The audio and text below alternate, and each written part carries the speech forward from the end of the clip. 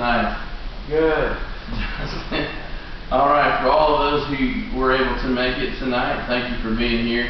Tonight we're going to talk about why credit unions are better than banks. How many of you have heard anything about credit unions? Oh, me. Been in the news a lot lately, maybe most likely the past couple of years? Yeah. Well, if I told you I had a way for you to make more money and save you money, if you haven't heard of credit unions, is that something you think you'd be interested in? Definitely. Let's just take your typical bank scenario. So you're sick of getting socked with fees, you're tripped up by hidden penalties, or earning lousy interest rates. You're tired of being treated like a nuisance or a number rather than a customer, and yet have little hope that that bank down the street is going to be any better. But let's say, who's to say you have to settle for a bank? Relief could be as close as the nearest credit union. In fact, in the latest Texas Credit Union League poll, when polled several people how they would, if they would choose a bank over a credit union, 58% said they would choose a credit union over a bank.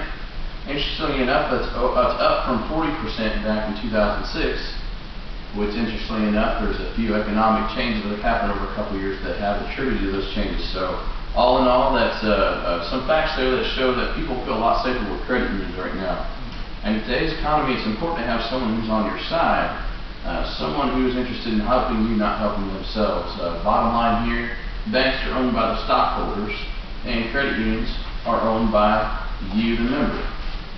A bank's primary purpose is to make money for the investors, for the stockholders. Credit union's purpose is to make money for you. We're interested in putting money in your pocket and helping you achieve that place of financial freedom. So basically, credit unions, we're more interested in being part of the solution rather than the problem. Being that you own a part of a credit union, you have a say in what goes on, rather than stockholders that you have no relationship with. So switching over to credit union would mean less fees on your accounts, lower interest rates on loans, and higher rates on your savings. In most cases, most credit unions have free accounts, free checking, free debit cards, free online, free bill pay, everything's free, where a bank wants to charge as many fees as they can. In fact, the nation's credit unions, according to MSN Money, accounts for 90 million members currently, and the trade association estimates members save $8 billion a year thanks to better interest rates and reduced fees. So the question that you all may have is, well, how can they do it? How do the banks do what they do and get away with it? And how are the credit unions able to do it better? The bottom line, again, is the banks want to be as big as they can to make as much money as they can. Their interest is in keeping those stockholders happy. If it means passing the buck on to you to make more money for them, they're perfectly fine with that. We say that's a bad way to do business.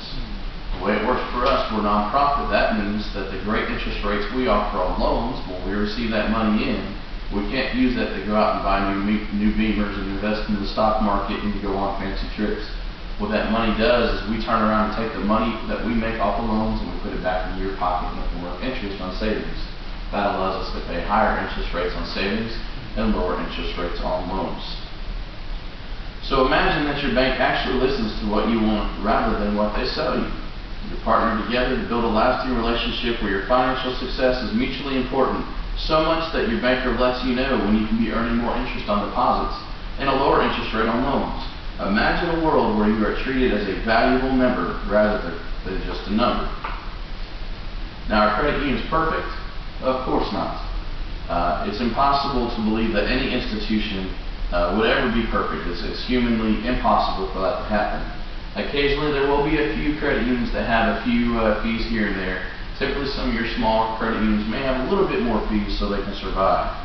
But most of the people that I've talked to that have left their banks for credit unions have been completely thrilled that they made the switch. So if you're sick of your bank, why don't you follow suit? Make the switch then. Stop financing your banker's family vacation and start your path to financial freedom. In conclusion, where banks are out to benefit themselves, your credit union is out to benefit you. Instead of lining the pockets of Wall Street bankers who care more about their next paycheck than they do helping you achieve financial freedom, why not come to a place where you are the company and the company cares? At a credit union, we belong to you, and helping you reach your financial goals is what we do. Thank you.